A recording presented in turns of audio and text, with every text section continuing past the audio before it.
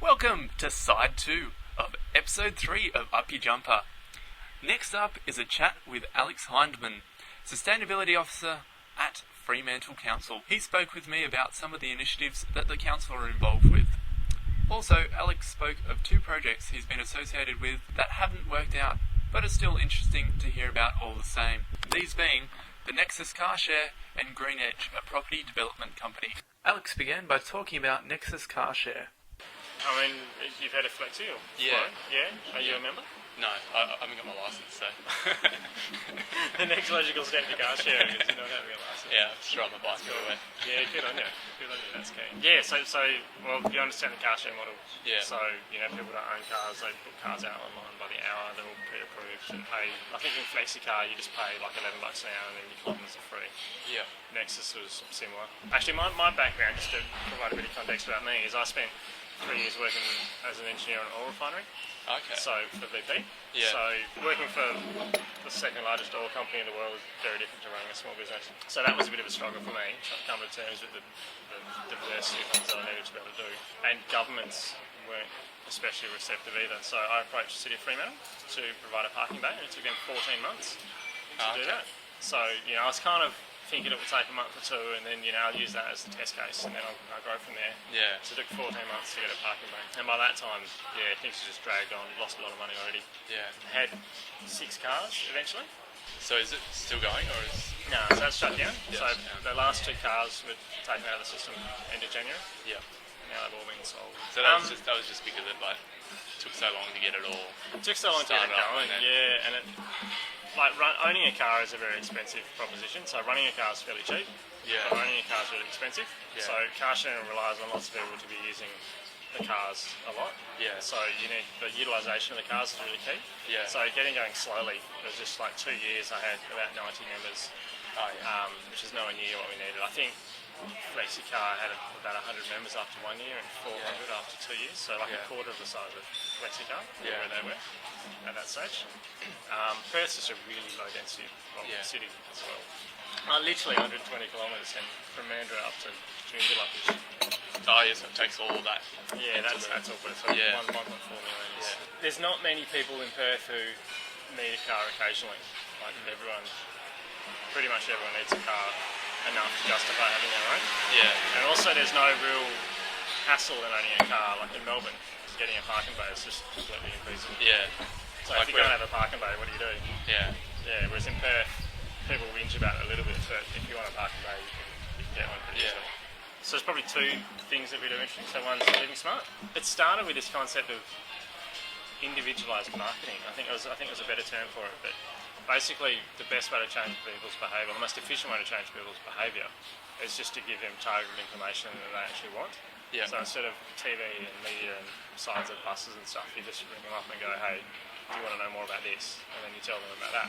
Yeah. So it seems very expensive because you don't reach a large number of people, but really, really effective. And you don't give them anything they don't want. You go, we can give you information about this and this and this, or we can show you how to do that. And if they don't want it, then you just don't give it to them. Yeah. And some people aren't going to be interested at all, so you just leave them alone. And some people are already doing it, so you give them a little reward.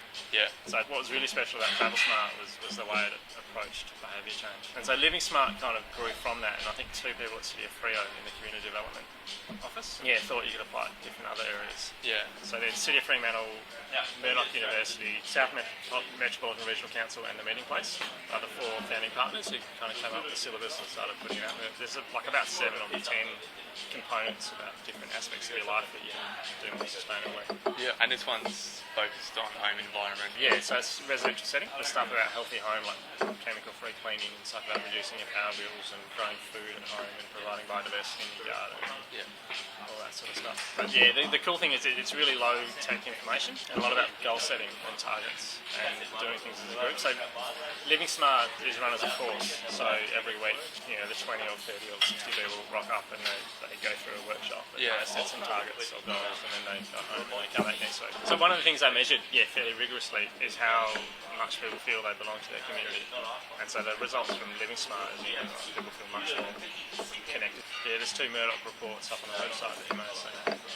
just talk about that. And I think they tracked energy use before and after the course, and looked at the improvements there as well. So how it works is you train facilitators and then they... Yeah, facilitators are fairly independent. There's like a form they've got to fill out to say that they have to have done a course, attended a facilitated training day, and being on their own living smart journey, maybe something else. So as long as they can meet those requirements, they can have permission to go run a course and use the branding and materials. And most of the time, they've been finding their own people. So a lot of the courses are run by people who do living smart and love it so much that they want to go present it to other people. Yeah. So it's fairly organic. Grassroots spreads out. Yeah. And what other things are you sort of involved in? Carbon neutrality is probably the biggest thing. Yeah, last month the City of Freo resolved to go carbon neutral. It started with a green power, so they're going to go by 100% green power. Yeah. And we had a look at where our emissions come from, and it's going to be all electricity, so we're nearly carbon neutral. We want to be carbon neutral. Yeah. Part of my job is to get all our emission data together, make it auditable, so that we can put our hand on our heart and go, this is where we use our energy, and this is how we bought green power, and what we've bought, and this is the offsets we've bought for the rest of it.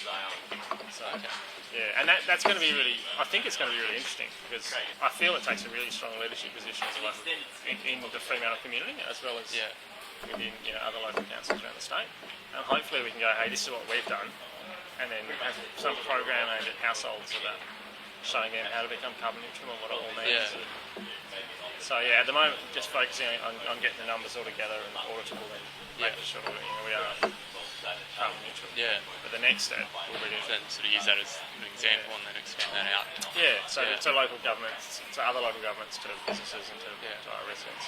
Yeah. There's some climate change adaptation work. So something I've struggled to come to terms with is that we're kind of dealing with adaptation instead of just reducing our carbon emissions. But so South Metropolitan Regional Council, which is a group of 7 councils on it, which is Freo, started doing a little bit of work about what we're going to do and how we're going to deal when climate does inevitably change. Yeah. But yeah, that's very early days yet. I think my lesson from that is just how incredibly complicated it is. Yeah. And your response plans are just going to cost millions of dollars. And, how do you tell council that, sorry guys, 30% of your budget in 10 years is going to be coming to deal with climate change? Yeah. So. And then you're involved with Green Edge as well? Was. Yeah. So Yes. Green Edge just went into liquidation a few days ago. Yeah. So their property development model, it starts with people. I think it took me a while to really understand the big difference. Is the environment is a big thing, but any property developer can make an environmentally sustainable development. Yeah. Like you jack up the star rating and you buy different appliances and you solar panels and stuff. And that technology side of things is really easy. Yeah. What these guys do is they invite a bunch of people to come and decide what their community is going to look like. Yeah. Normal property developer will buy a piece of land, they'll cut it up into little pieces and they'll sell it off and they'll put the services in and that'll be it. Or maybe they'll build houses, maybe they won't. But it always starts with the land and then it's a construction phase and then people get involved. Whereas Green Edge, they start with a bunch of people and they go, who wants to live in an eco-village? And they get enough people together and then they decide what sort of land they want. And so there's the developer part and then there's the community part. And the community is actually in charge of each project, so each project's a very separate entity. Yeah. Yeah, so I think it's just a phenomenal idea. Yeah. And it means you can do things much more adventurously. Yeah. So you don't have to worry about who's going to buy the lots after you build something that's a bit out there, because the people who are going to buy them have made the decision about how out there it's going to be. So you can have composting toilets and you can have lots without car access in rural areas. And so they're 2 of the things that I thought were just astounding. Yeah. Is in Chidlow, which is nowhere near a train line, or there's atrocious public transport, there's not many shops around. Yeah. And they're going to have lots without car access, which in Perth is just astounding. Yeah. And they're going to have composting toilets in every single one. They're not going to have a sewer system. They're going to have composting toilets and then grey water on each lot, which for commercial property development, I think is just awesome. So they had a really good model. Yeah, they're a bit scattered in the way they did things, and now they've gone bankrupt. But I think I intimated that the projects are fairly separate. So the Somerville community, the project they basically built themselves around, the Somerville community has still got a few options. So hopefully that will So the happen. projects are still happening. It's just That project is still happening. Yeah. So that project was actually engaging Green Edge. It wasn't Green Edge's project. It was always Somerville's project. Like Yeah. I think, like I said, the difference that Green Edge does, they start with people, not technology and environmental outcomes. And they let those people decide on what outcomes they really value. And it's just a massive paradigm shift from any other property development. That was Alex, Sustainability Officer at Fremantle Council. And that's a lot for Up Your Jumper the Third. But stay tuned, there's still more to come from Perth. But till next time, have fun and enjoy. See you later.